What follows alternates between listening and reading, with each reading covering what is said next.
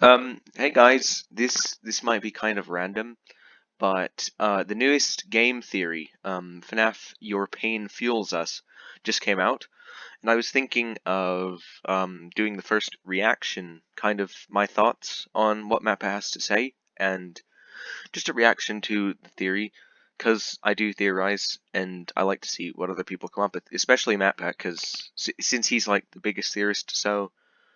I'm just going to jump into this, see what he has to say. It is on the Stitchwraith, and it'll be interesting to see what he has to say. Let's go.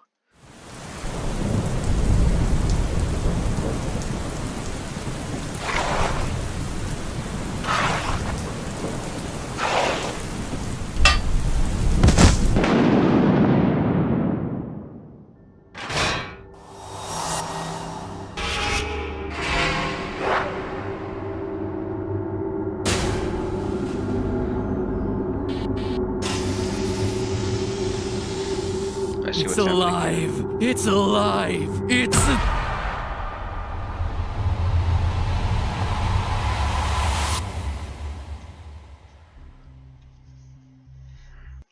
That intro was basically how the Stitchwraith happened. It got built, and then it killed Phineas. Hello, Internet! Welcome to Game Theory, where today we're covering the scariest topic in all of FNaF lore, the timeline.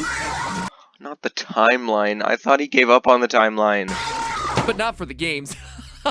Oh, geez, no, I hate myself, but not that much. Whew, I'll probably have to do that at some point down the line, but not today. No, what we're covering today is a different timeline. You see, there's a new monster afoot in the FNaF universe, a killer that has horrifically taken the lives of nearly a dozen people. A killer as yet unseen in the games, but one who will, after today's theory, provide us with key insights into how this whole FNaF universe works, the true nature of Remnant, and how ghosts can possess endoskeletons.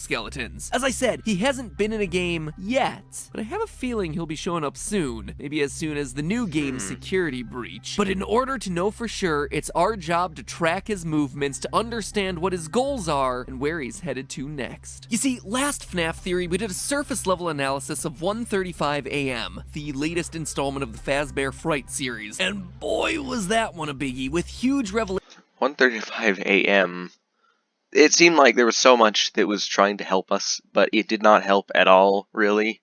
Except for mostly the Stitchwraith story, but let's see what he has to say. About sister location, ultimate custom knight's vengeful spirit, and the real identity, or should I say identities, of Golden Freddy. And looking back, since the Fazbear Frights books became a thing, I've done 5 theories on them, covering the many connections that they have to the various facets of FNaF lore. From new strings of murders happening in 1985 to the true identity of psychic friend Fredbear. But despite all of this new FNaF talk, there's been one element I've largely been glossing over: the Stitchwraith. In the event that you haven't picked up any of the installments of the book series yet, let me catch you up. Each new book contains 3 short stories, right? That's the selling feature. It's what's advertised on the back of the box, so to speak. But each one also comes with a bit of a bonus. In reality, each book is more like 3 1/5 stories. You see, each one ends with an epilogue, our little MCU post-credits teaser, giving us a piece of yet another story. The tale of the Stitchwraith. A story that appears to be spanning out across the ending of each and every book in this new series, and that alone would be pretty darn cool, right? Also, it's a brilliant marketing tactic to keep us buying more just to see the end of this thing. Slow clap, Scott Cawthon. Slow clap. But 3 segments in, and it's becoming clear that the tale of the Stitchwraith isn't just another horror tale. It's instead a running thread throughout nearly every other shorter story that we've been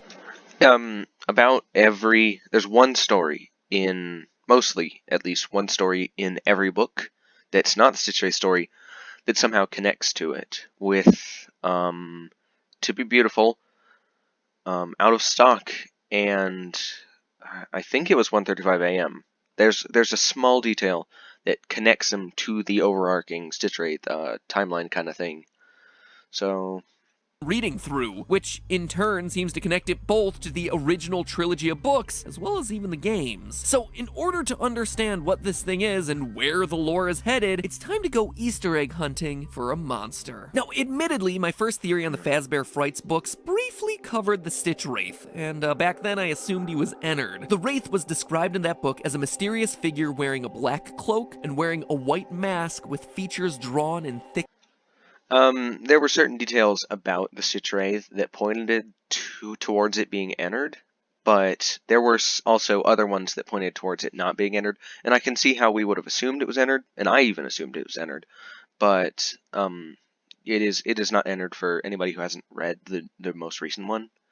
So black marker. The description specifically calls out his two eyes, one of which appears to be blacked out, a big toothy grin with blood around the mouth, and a limping or shambling walk. White mask, blacked out eye, shamble, shake. It seems like a slam dunk for entered. However, the epilogue for 1:35 a.m. threw that hypothesis out the window, as it revealed just exactly how the Stitchwraith was brought to life. A process that actually reveals a lot about how this series' mythos works. In this epilogue, we're introduced to Dr. Phineas Taggart, not to be confused with his friend Dr. Ferb Fletcher. Phineas is a bit of a mad scientist type, studying the untapped power of human emotion. As he says himself, quote, "Human emotion is slower to impact, more insidious. It emanates from us, or is excreted from us like sweat or tears, and it wafts outward like a noxious cloud soaking into the surroundings." In particular, his research is centered around the intense emotion of agony. In order to study it, we see that Phineas collects hundreds of haunted objects to search for this emotion trapped inside. Again, from the book, the word haunted could mean showing signs of torment or some kind of mental anguish. These items on Phineas's shelves weren't possessed by ghosts. The ones that were truly haunted were energized by agony. Agony, I'm convinced, radiates farther from people than any other emotion, Phineas said. My work is focused on my hypothesis that you can take a saturation of agony, add any sort of intelligence, even an artificial one, and they'll combine together to transmute the energy of emotion into the energy of physical action. This, I believe, is what explains what people call haunted objects. And So when he says haunted objects, I think that the FNaF, like the main haunted five, I think they are really haunted by the spirits. But things such as the paper pals moving, it's just them being soaking up all that agony from the murders. It can cause random things to happen. So it can explain some things, but it doesn't explain such as the spirits. They do haunt the FNaF 1 animatronics. I don't doubt that. But it does explain some other things we've been hearing from these stories. already you might be starting to see how this all ties into what we already know about this franchise. In FNaF 6's Insanity ending, we were introduced to the blueprints outlining how the sister location Scooper worked, and it was, well, it was not what we expected, to say the least. Through those blueprints, we learned about the mystery metal called Remnant, and its ability to supposedly give life to objects that it touches. The novel The Fourth Closet took it one step further and showed us the Remnant metal being created and used. In that story, we watch as William Afton melts down pieces of the old animatronics, creating a remnant soup that he then uses to give life to new living robots, specifically the Funtime animatronics. Quote, "On the heating table rested the endoskeletons of the original Freddy's animatronics, welded and melted together, immobile and featureless." From The Fourth Closet, I heard a lot of people saying that most of the sister location animatronics, specifically Ballora, Funtime, Foxy, and Freddy, they have the remnant from the original 5. But I'd like to disagree. I'd like to say that, is it possible that Funtime Freddy captured a child, and then remnant from that was used for those other 3, while Baby is just Elizabeth Afton? That's one of the ideas I thought of with this kind of agony thing, or the agony from that murder soaked into those other 3 animatronics. And still inhabited by the spirits of the children who had been murdered inside of them so many years ago, still filled with life and motion and thought, all trapped, all in terrible pain. Usually this goes into something mechanical, something I made, William said. If we remember back to Candy Cadet's stories of 5 things always becoming one thing, 5 kittens getting sewn together, or 5 keys melted down into one, this is exactly what those stories were referring to. But Phineas's experiments in 1:35 a.m. actually take it one step further and give us more insight into the true nature of Remnant. Things that are brought to life via Remnant aren't necessarily infused with a soul, but instead with agony, with intense human emotion, with extreme human suffering. This Specifically because human agony is the most powerful of any human emotion. It's way more powerful than happiness. So that's how it can maybe kind of make an animatronic seem possessed and stuff, while happiness wouldn't really do much to your surroundings. Is important because it means that characters like Balloon Boy, the Bitty Babs, and the Mini Renas and Sister Location, heck, even animatronics like Mangle, don't necessarily need to have actual victims associated with them. We used to look at solving the mysteries of this series as having it be 1-to-1 all the time. Susie equals Chica, Charlie equals the puppet, Cassidy equals Golden Freddy. But what we're starting to learn is that there are other ways to bring things to life in this series, that some animatronics may contain multiple souls, like we talked about last time with Golden Freddy, and some might not contain any souls at all, as long as it always ties back to some extreme tragedy filled with this all-powerful emotion of agony. So with that little analysis in place, let's go back to our story. We see Phineas collect objects associated with horrific tragedies, and via some means funnel all the agony from them down into an endoskeleton, which we're specifically told is meant to be a stand-in for bones, so we're talking like a FNaF 1 or FNaF 2 era endoskeleton here. Phineas then puts the head of a large 3-foot doll on it. I did not imagine that the face of what was described would be that immensely creepy. Doll whose description bears a shocking similarity to Blank, actually, from the fan game Five Nights at Candy's. And finally, a battery pack before turning this beast on. And specifically, that battery pack is from a Fetch animatronic, which may have something to do with certain details of how it acts. Not only does this modern Frankenstein come to life, it immediately kills its creator, Phineas, seemingly by accident, surprisingly, and then runs off, hiding under a black cloak. The Stitchwraith has been born. But okay, why am I making such a big deal out of this thing? Why does this guy deserve his own episode? Well, because solving the Stitchwraith story in these books is like a game unto itself. You see, there have been very subtle clues hidden throughout the 9 other stories in this series that connect things back to the Stitchwraith. My first clue was the battery pack Phineas uses to power the Stitchwraith as he's building it. Because it's not just any battery pack. It came from Fetch, the murder animatronic dog from book 2 of the series. Quote, the item in the second box was an animatronic dog that clearly no longer functioned. The dog was an ugly dog, with a triangle-shaped head and a wide mouth full of sharp teeth. In minutes, he'd revealed the dog's battery pack. So immediately we know that the Stitchwraith story is happening after the events of the Fetch story from book number 2. So I dug around. I was kind of questioning if that Fetch was the exact same Fetch from the story Fetch, or if that the animatronic can exist in multiple different timelines. I guess it would make sense to think that it's the exact same Fetch, but I'd have to double check that.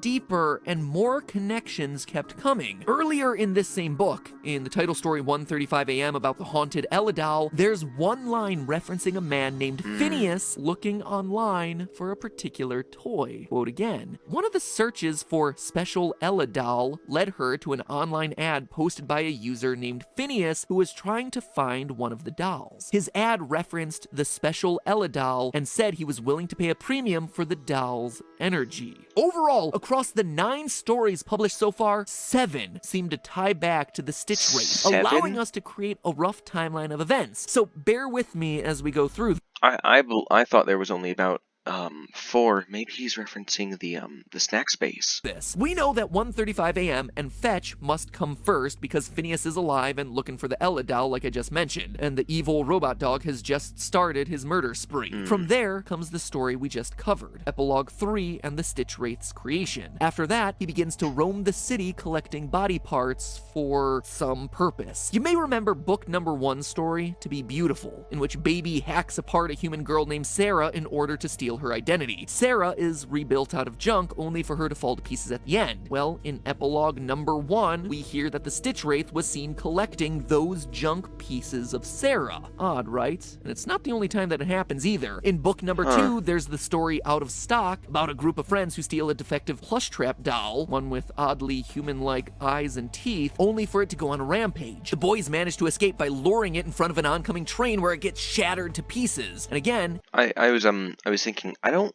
remember specifically. It's possible, but I don't remember the Stitchwraith specifically collecting Sarah's parts. Though the Stitchwraith story is connected to Sarah with them referencing her death in that story, but I don't remember it specifically grabbing her junk pieces. But, I mean, it may have happened. In epilogue number 2, we see the Stitchwraith on the scene, salvaging whatever he can find of the broken bot. And that's where it would seem to end if it weren't for one other small detail. You see, in one of the other stories in this book, Room for One More, about a security guard being force-fed mini Rena dolls in the basement of Circus Baby's Entertainment and Rentals, there's a passing reference to a restaurant called the Snack Space. Hey man, I was picking up a takeout order at Luigi's the other night and saw your ex on a date with the manager of the Snack Space. Seems super unimportant, right? Well, it would be if this was the only time that it was mentioned, but it's popped up in one of the other stories. In Into the Pit, the very first story, the one about the time-traveling ball pit, the Snack Space is where the protagonist's father works, which means that Circus Baby's Entertainment and Rentals' sister location is also in that world, which in turn connects it to one final story, Count the Waves, where we see an old, broken Funtime Freddy planning to execute a girl trapped inside of his stomach. And while these aren't necessarily directly tied to the Stitchwraith, it certainly feels like at some point all of these stories will come together, as though we're working on chunks of a larger puzzle. We've got a big chunk over here, that's the Stitchwraith connections, and a big chunk over here that's all connected through sister location and the Snack Space, and then you have a few other random pieces over here, and by the end I expect all of them will come together. So assuming that they are all connected,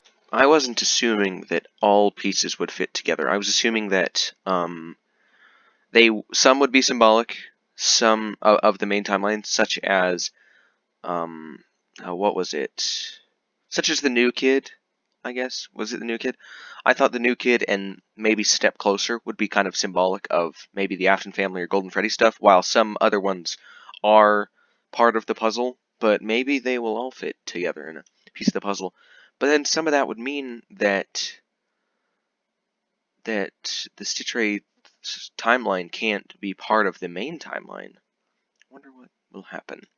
Timeline seems to go about like this. Lonely Freddy, the story about the kids getting mind swapped with mini Freddy dolls, has to be first because it's the only one of these stories so far where Fazbear locations are open and ready for business. At some point, Freddy Fazbear's closes, leading to Room for One More about the underground facility filled with mini Renas hoping to escape, which would parallel what we hear in Sister Location. Due to the massive success, and even more so the unfortunate closing of Freddy Fazbear's Pizza, it was clear that the stage was set, no pun intended, for another contender in children's entertainment. At some point, Baby and the mini Renas escape from that underground facility, leading to 1:35 a.m. with Phineas looking for the haunted doll and Greg activating the murder dog in an abandoned Freddy Fazbear's in Fetch. From there, the next major moment is Stitchwraith's creation in Epilogue 3, which then leads to his quest for body parts in To Be Beautiful Epilogue 1 and Out of Stock Epilogue 2. We also know that Into the Pit and the New Kid happen near the end of the timeline, since they both feature a closed down, forgotten, or repurposed Freddy's building. Also, there's Count the Ways, which is towards the end of this timeline, grouped with these other stories, since a retired Funtime Freddy is just randomly sitting in a garage killing kids. What does all of this tell us? What was the purpose of doing all this work? Well, first, all of this seems to connect us pretty solidly into the book trilogy. The fact that we have an Ella doll infused with agony that Phineas wants his hands on perfectly matches the Ella doll that Henry made for his daughter Charlie. To quote from The Fourth Closet,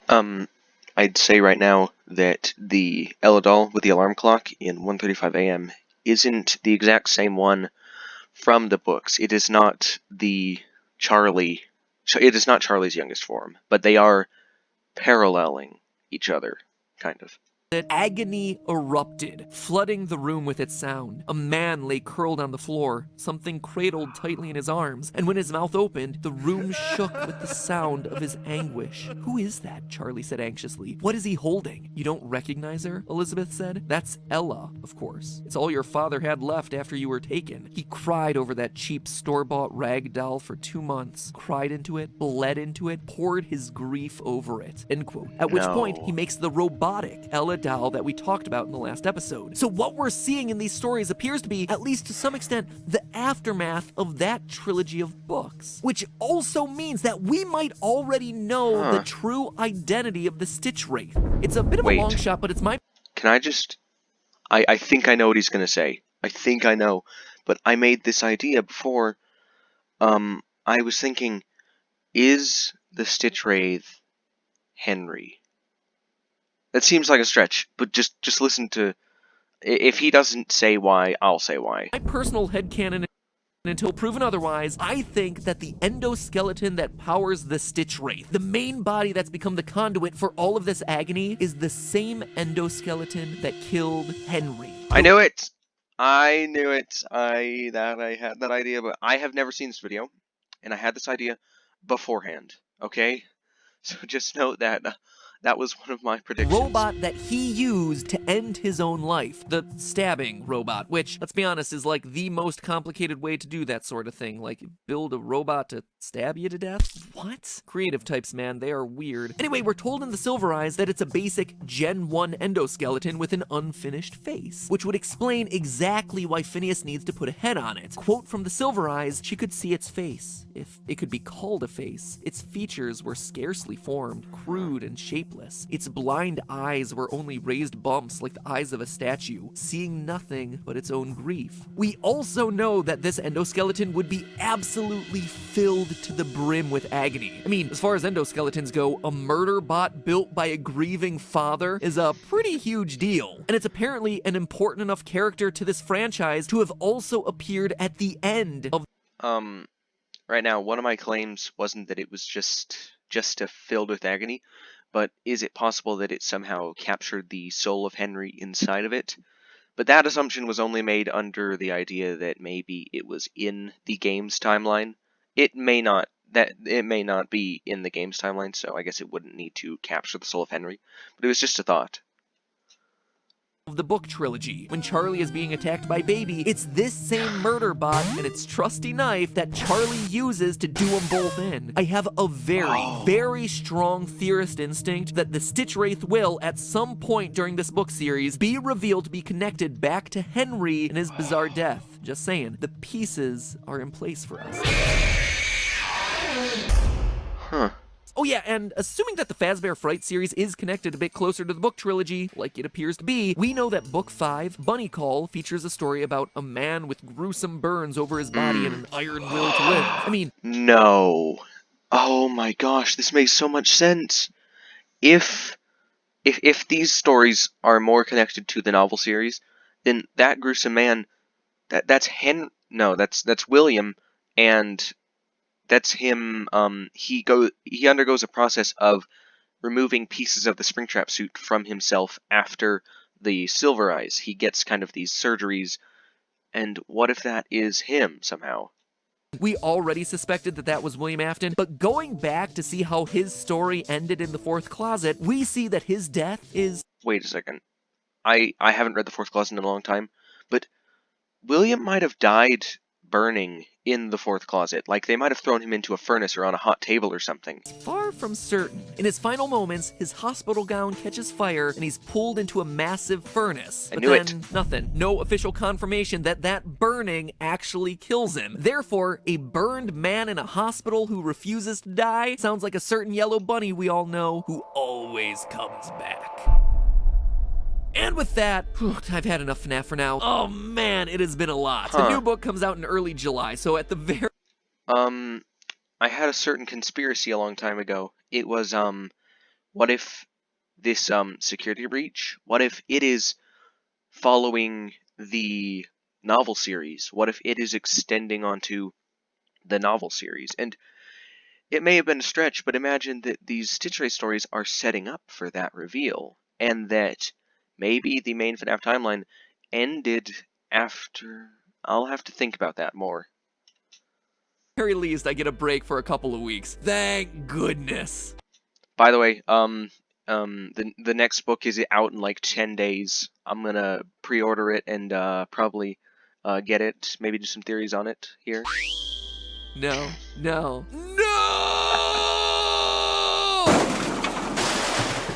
Man, I am a little on edge these days. 2020 has really started to mess with my head. I need to relax. But I've seen all of this, literally everything on every streaming platform. Gonna lead into an advertisement? There was something new to watch. Okay, it's an advertisement. I think I stated everything I needed to state about the video, and I'm gonna think more about how these stories could be part of the novel series and maybe some connections. Have to think about this. So just heads up, the new book is in about 10 or 11 days. I'm gonna try to pre-order it, and I should be doing a video on the book here sometime after I read most of it. So look forward to that, and thank you for watching. I highly suggest you go watch this video yourself if you don't want to hear me ramble on top of it, but it's a pretty good theory. I never hate MatPat's theories. I think they're very good. Just, this is the first time I've ever given my, what you call it, reaction to it, what I think, and I think he did really good with what he has to say. So, thank you for watching.